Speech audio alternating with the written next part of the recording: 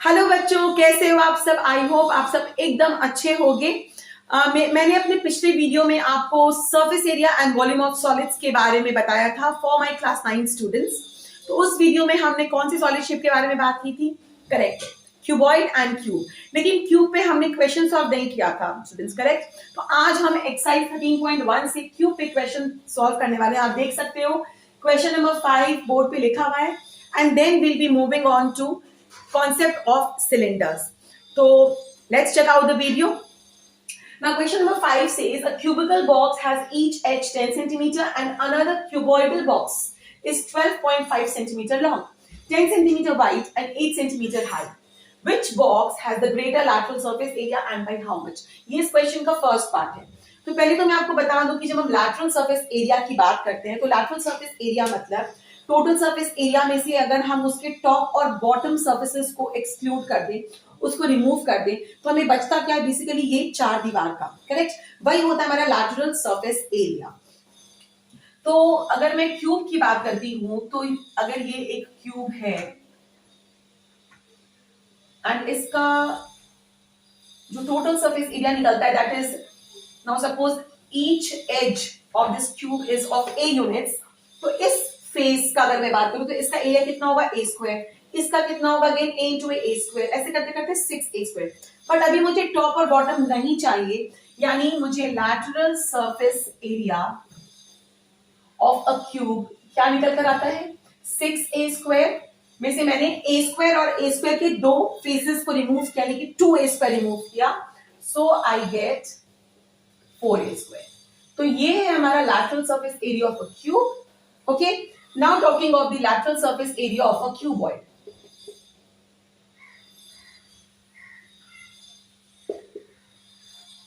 अब सपोज यहां पर एक क्यूबॉइड है जिसका ये लेंथ है, ये ब्रेथ है और ये हाइट है। तो अगेन मुझे टॉप एंड बॉटम फेसेस को रिमूव करना है। अगर आप टॉप या बॉटम फेस किसी एक पे फोकस करो तो they both are of the same dimensions. तो इसका एरिया कैसे निकलेगा? जो बॉटम वाला फेस उसका एरिया कैसे निकलेगा? Length into breadth. अब उसे हाइट से कोई मतलब नहीं है। अगर आप इस बॉक्स की हाइट और इंक्रीज कर दो तो भी बॉटम फेस का एरिया तो वही रहेगा and the same implies to the top face, correct. इसका भी एरिया जो होगा वो लेंथ इनटू ब्रेथ ही रहेगा। तो हमने कल पढ़ा था कि the total surface area of a cuboid is equal to 2 into LB plus BH plus HL, correct. अब इसमें से मुझे टॉप और बॉटम नहीं चाहिए, यानी कि मुझे ये वाले जो है, ये वाले एजेस का एरिया नहीं चाहिए। तो अगर मैं इसको इसमें से रिमूव कर दूं, so I get the lateral surface area of a cuboid which is equal to 2 times BH plus HL। अब इसमें H कॉमन है तो हम इसको आराम से बाहर निकाल सकते हैं। I am left with 2H into B plus L। तो ये बन गया हमारा formula for lateral surface area of a cuboid.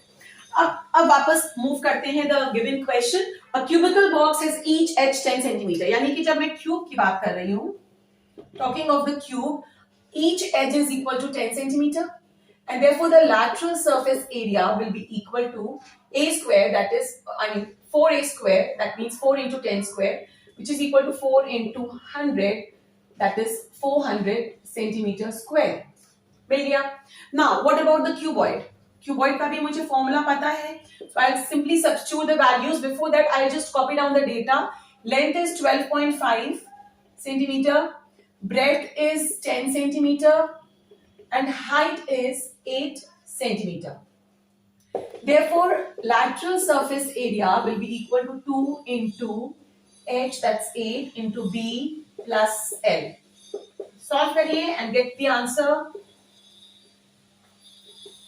So 16 into 22.5 centimeter square। Now what is 16 into 22.5? यहाँ पर solve करके देखते हैं।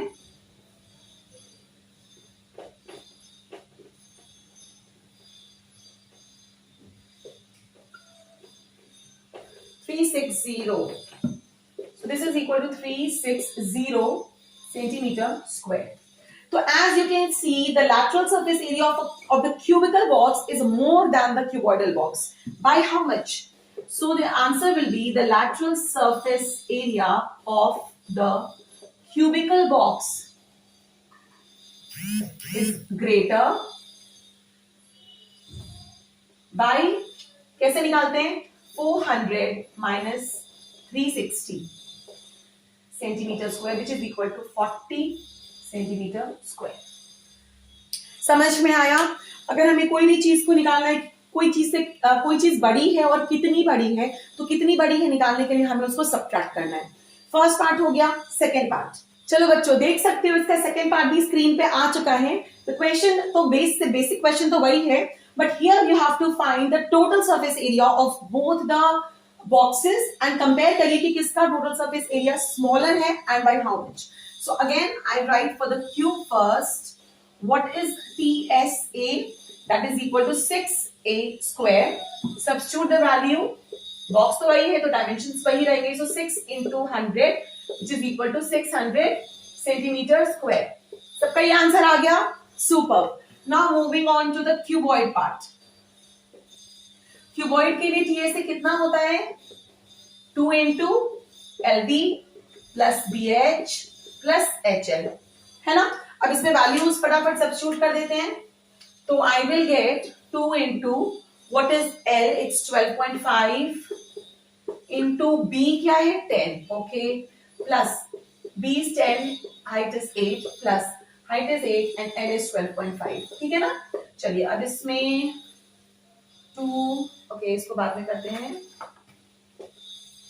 सो 2 into this will B 125, this is 80 and this I need to find out, 12.5 into 8 कितना होगा,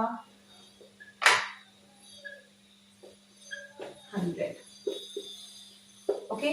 I'll just add up these quantities, 125 or 80, 305. So 2 into 305 which is equal to 610 centimeter square. तो बच्चों जल्दी से बता दो कि किसका टोटल सरफेस एरिया छोटा है।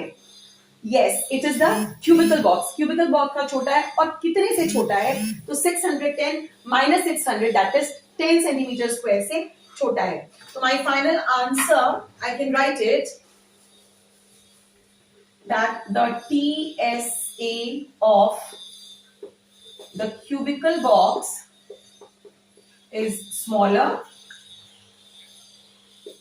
by 610 minus 600 centimeter square which is equal to 10 centimeter square.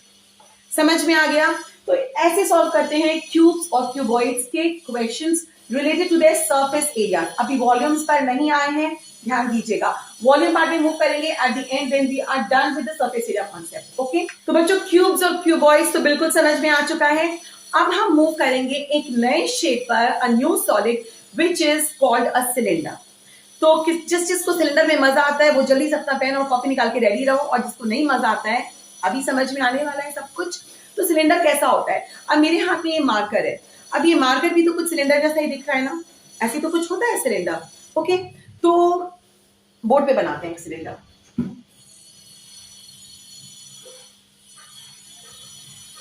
Okay. अच्छा नहीं बना, ऑलराइट।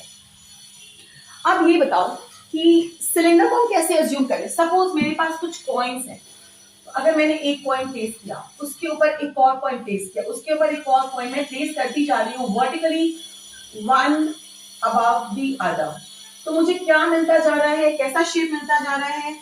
आपको एक स्पाइरल सा कुछ दिख रहा होगा, बट ये स्पाइरल नहीं हो सकता है क्योंकि कॉइन्स तो हॉलो नहीं है ना। अगर आप वायर को ऐसे करोगे तो आपको एक स्पाइरल शेप मिलेगा, बट यहाँ तो आपके सॉलिड कॉइन्स हैं। तो जब आप कॉइन्स को, सॉलिड कॉइन्स को जब आप वर्टिकली स्टैक करते जा रहे हो वन अबव द अदर, तो जो आपको मिलेगा अगर आप उसको दूर से ऑब्जर्व करो तो वो आपको एक सिलेंड्रिकल शेप का दिखेगा, ऑलराइट। तो ऐसा कुछ होता है सिलेंडर, और इसी सिलेंडर को हम बोलते हैं राइट सर्कुलर सिलेंडर। क्यों? क्योंकि ये सिलेंडर का जो बेस है वो सर्कुलर है, क्योंकि मैंने एक सर्कुलर बेस लिया, and I told you before also कि हम इन कॉइन्स को वर्टिकली प्लेस कर रहे हैं फ्रॉम द बेस, तो इसको हम बोलते हैं right circular cylinder. And unless otherwise stated, आप राइट सर्कुलर सिलेंडर ही if it is not given, आपको राइट सर्कुलर सिलेंडर ही उसको ट्रीट करना है, और हम उसी के बारे में आगे स्टडी भी करने वाले हैं.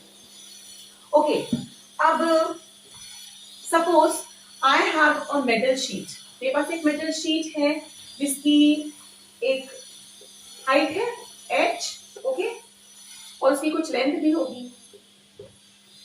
अब इस मेटल शीट से आप सपोज बाजार से एक मेटल शीट खरीद कर आए और आपने उसको ऐसे खड़े खड़े एक टर्न दे दिया, तो वो किस शेप का बन गया? Is it a rectangle any more? No, it is no more a rectangle. उसको ऐसे टर्न देने के बाद it becomes a cylindrical shape. Correct, ये होता है सिलेंडर. तो अब अगर इस मेटल शीट से मुझे सिलेंडर बनाना है, तो इस सिलेंडर का मैं कर्व सरफेस एरिया अगर देखूं, कर्व जो मुड़ा हुआ कर्व सरफेस एरिया है, so the curve surface area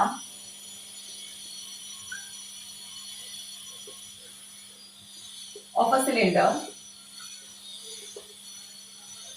is equal to 2 pi RH.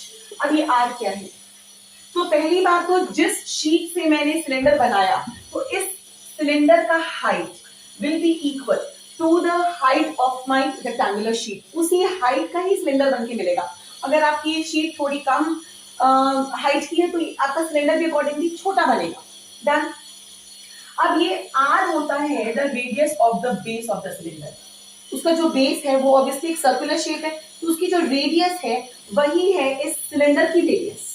Alright, तो अब सर्कमफरेंस क्या होता है सर्कल का? इट इज 2 पाई r, और मुझे इसका पूरा कर्व सरफेस एरिया निकालना है, तो 2 पाई r the circumference multiplied by the height.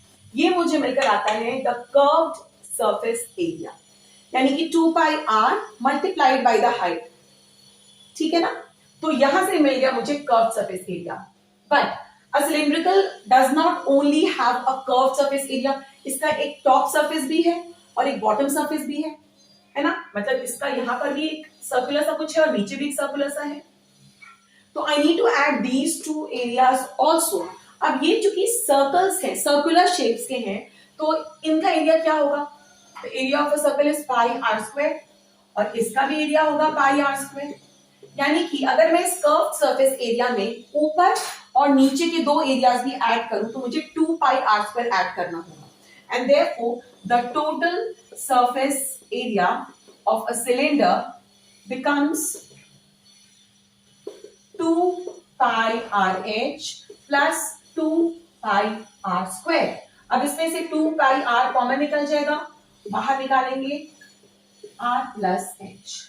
सो ये बन गया मेरा formula for total surface area, और ये बन गया मेरा formula for curve surface area. दोनों ही बहुत इंपॉर्टेंट है. जैसे आप वहां पे सीखते हो ना लैटरल सरफेस एरिया, तो लैटरल सरफेस एरिया क्या होता है? टॉप और बॉटम को एक्सक्लूड करके. तो समझ लो कि सिलेंडर में जो लैटरल सरफेस एरिया है वही उसका curve surface area, but term different है. यहां पर आप लैटरल सरफेस एरिया नहीं बोलोगे.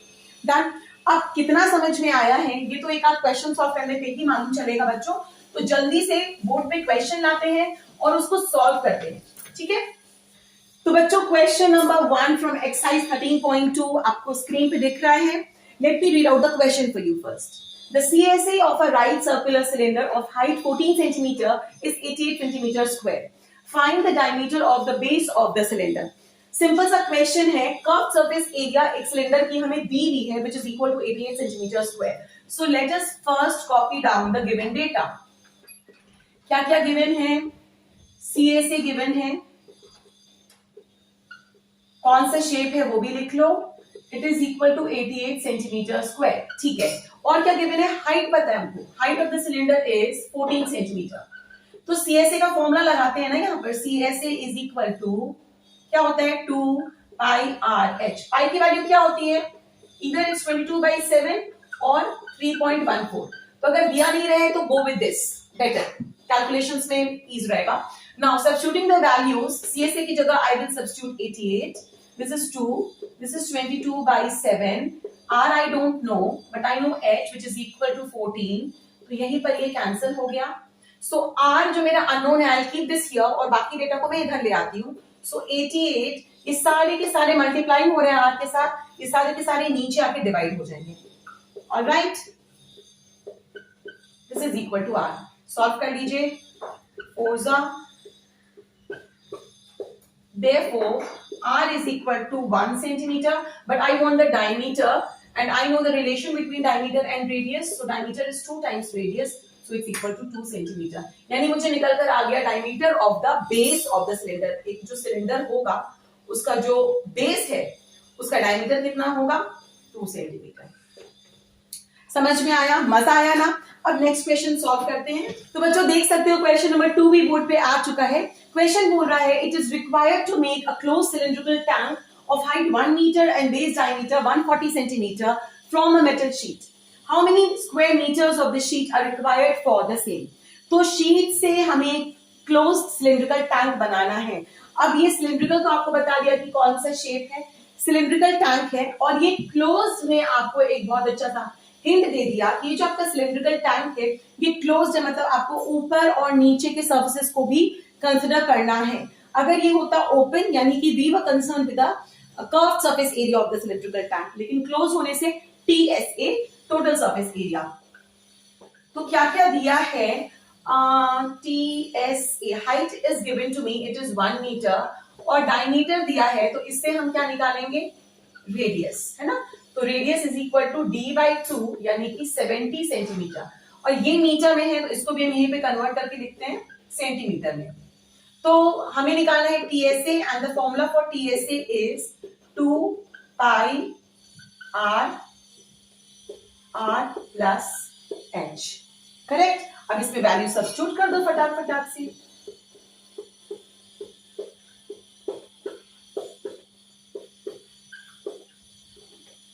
ये पे कैंसिल हो गया, so this becomes 440 multiplied by 170। 440 multiplied by 170 कितना होता है,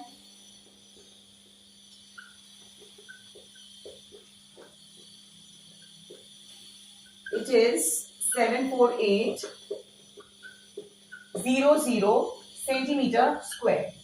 अब लेकिन हमें निकालना है how many square metres of the sheet are required for the same. तो निकल गया, मतलब हमें उस शीट का इतना स्क्वायर मीटर्स लगेगा, क्योंकि एक शीट से जब आप सिलेंडर बना रहे हो तो सिलेंडर का आपको डायमेंशंस दे दिया कि आपको ऐसे डायमेंशंस वाला एक सिलिंड्रिकल टैंक चाहिए। तो अगर आपके डायमेंशंस पता है तो ऑब्वियसली इसका टोटल सरफेस एरिया कितना निकल के आ रहा है, 74800 सेंटीमीटर स्क्वायर। यानी अगर मैं एक शीट खरीदूंगी तो उसका भी एरिया इतना होना चाहिए। So how many square metres equal to 74800 divided by 100 into 100 metre square, क्योंकि 1 centimetre is equal to 1 by 100 metre, और मुझे ऐसे 2 सेंटीमीटर्स को कन्वर्ट करना है, तो 2 बार मैंने 100 से डिवाइड किया। ओके, तो मेरा आंसर आ जाएगा 7.48 मीटर स्क्वायर। तो हम फाइनल स्टेटमेंट में लिख सकते हैं कि 7.48 metre square of the metal sheet is required. समझ में आ गया बच्चों। चलिए अब जल्दी से मूव करते हैं थर्ड क्वेश्चन पे, थोड़ा बहुत कॉन्सेप्ट्स को और तगड़ा करके निकलेंगे। तो बच्चों क्वेश्चन नंबर 3 भी बोर्ड पे आ चुका है। ये बोल रहा है metal pipe is 77 centimetre long. Pipe है तो ऑब्वियसली सिलिंड्रिकल शेप का है। The inner diameter of a cross section is 4 centimetre, the outer diameter being 4.4 centimetre. Find its inner curve surface area. I just saved it. तो अगर यहाँ पे एक cylinder है,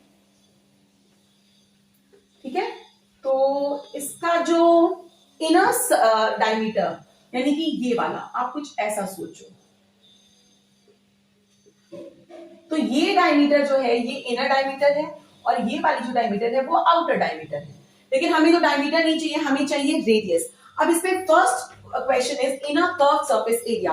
तो इनर कर्व सरफेस एरिया के लिए ऑब्वियसली हमें इनर रेडियस से मतलब है। तो पहला पार्ट जब सॉल्व करेंगे तो इनर रेडियस निकाल लेते हैं पहले। So the inner radius r will be equal to inner diameter by 2 which is equal to 4 by 2 which is equal to 2 centimeter।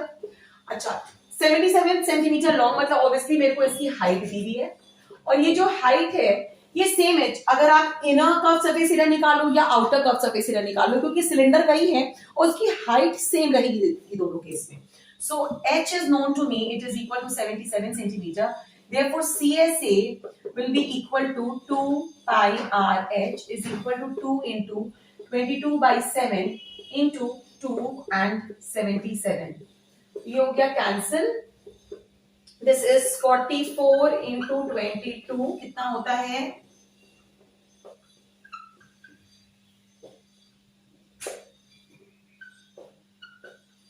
968। So this is equal to 968 centimetre square. निकल कर आ गया मेरा inner curve surface area. समझ में आ गया? बहुत simple है। इसी तरह से अब हम निकाल लेंगे। Next question is the outer curve surface area. Yes, so the second part is outer curve surface area. तो आउटर कर्व सरफेस एरिया निकालने के लिए मुझे आउटर रेडियस चाहिए होगी। ठीक है, तो यहाँ पे आउटर रेडियस निकालते हैं। तो outer radius will be equal to what? 4.4 है आउटर डायमीटर, तो 4.4 divided by 2 which will be equal to 2.2 centimetre. Height तो बिल्कुल वही रहेगा, तो यहां पर रेडियस की जगह मैंने लिख दिया 2.2। ओके, और ये फाइनल आंसर मेरा चेंज हो जाएगा। निकाल लोगे आप लोग, आराम से मल्टीप्लाई करो एंड ऑब्टेन द आंसर। अब बच्चों इसका जो थर्ड पार्ट है which says the total surface area, third part में निकालना है आपको टोटल सरफेस एरिया। ये है आपका होमवर्क, इसको आप खुद से ट्राई करोगे और अगर कोई डाउट्स आते हैं I am here for you to solve, लेकिन आपको पहले इसको खुद से एक ट्राई तो देना पड़ेगा। Alright, now I am moving on to the fourth question. उसके बाद question number 5 and we will be done. सारे कॉन्सेप्ट बिल्कुल क्लियर हो जाएंगे सिलेंडर के। चलिए तो बच्चों देख लो, क्वेश्चन नंबर 4 भी बोर्ड पे दिख रहा है आप लोग को। The diameter of a roller is 84 centimetre and its length is 120 centimetre. It takes 500 complete revolutions to make once over to level a playground. Find the area of the playground in meter square. ये मैंने repeat कर दिया. So find the area of the playground in meter square. Question समझ में आ गया है। अब roller क्या होता है? अगर सपोज ये एक सिलेंडर है, तो अगर इस सिलेंडर को मैंने ऐसे लेटा दिया तो ये बन गया मेरा रोलर। देखो, इसको हम ऐसे रोल कर सकते हैं ना, लेकिन खड़े पे आप कैसे रोल करोगे? तो रोलर बिल्कुल एक सिलेंडर होता है जो कि लेटा हुआ सिलेंडर होता है। ऑलराइट, अभी देखो इसमें length of the roller is 120 centimetre. तो सिलेंडर की जो हाइट होती है, अगर आप उसको लेटा दोगे तो ये बना रोलर, यही इसका लेंथ हो गया। यानी length of the roller is nothing but the height of the cylinder, और हम इसको h से ही डिनोट करेंगे बिकॉज फॉर्मूले में हमने h ही सीखा है। So what is the given data? Let me copy that first. So h is equal to 120 centimetre and diameter पता है, तो again I will find out the radius which is equal to 84 by 2 that is 42 centimetre. अब थोड़ा question को समझ लेते हैं कि यहाँ पर एक प्लेग्राउंड है, बड़ी सी प्लेग्राउंड होगी, और वहां पर मुझे एक रोलर चला चलाकर एक प्लेग्राउंड को लेवल करना है। ठीक है, तो जब एक रोलर चलता है, जब आप देखो यहाँ पे जब ये ऐसे घूमा, पूरा एक घूम कर एक राउंड इसने पूरा किया, तो मैंने बोला इसका एक रेवोल्यूशन पूरा हुआ। तो जब ये एक रेवोल्यूशन पूरा किया तो इसने कितना एरिया कवर किया? Obviously equal to its curve surface area. यहां से लेकर ये वापस इधर आया तो इसने अपना एक मतलब पूरा एक कर्व सरफेस एरिया जितना एरिया कवर किया। तो यहां पर हम निकालेंगे curve surface area and not the total surface area. और वैसे भी आप देखो कि इस सिलेंडर का या रोलर का जो टॉप एंड बॉटम है वो तो प्लेग्राउंड से कॉन्टैक्ट में ही नहीं है, इसलिए हमें कर्व सरफेस एरिया ही निकालना होगा। तो पहले वो निकालते हैं। तो this will be equal to 2 pi r h, यानी कि 2 इंटू 22/7 इंटू 42 इंटू 120। ठीक है, कितना आएगा? 44 इंटू 6 इंटू 120। फटाक फटाक सॉल्व कर लेते हैं। 44 इंटू 6 कितना होगा? 264। अब 264 इंटू 12 कितना होता है?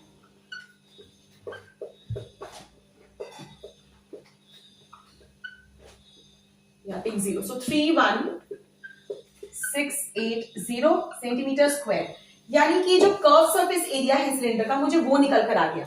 ठीक है, अब देखो, लेकिन क्या इस रोलर ने एक ही रेवोल्यूशन किया होगा? नहीं, इट टेक्स 500 कंप्लीट रेवोल्यूशंस, यानी पूरे पार्क को लेवल करने के लिए उसको 500 कंप्लीट रेवोल्यूशंस करने पड़ते हैं। तो एक रेवोल्यूशन में बेसिकली इसने इतना एरिया कवर किया। तो जब ये 500 रेवोल्यूशंस करता है तो वो पूरा पार्क का या प्लेग्राउंड का एरिया कवर करता है। यानी कि area of the playground is nothing but number of revolutions multiplied by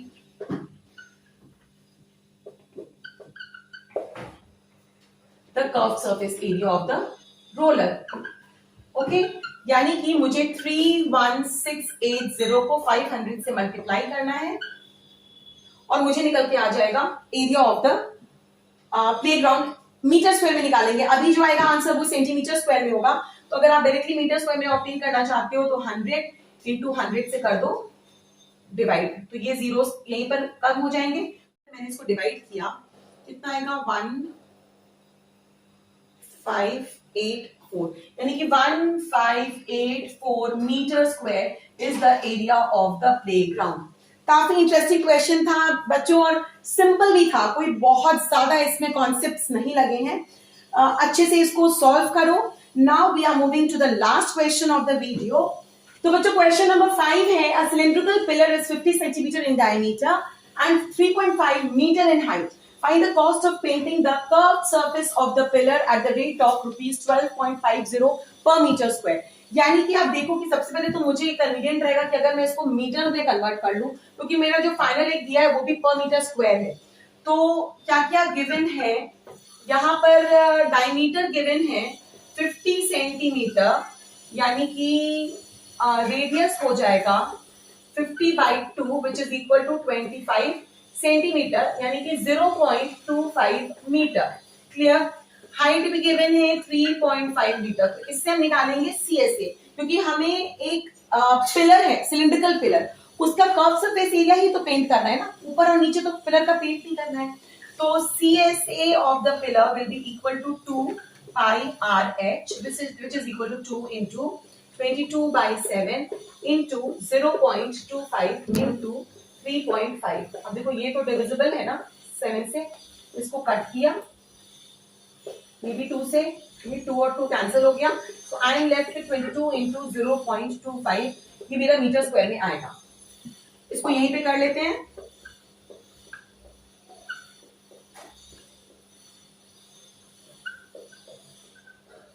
.5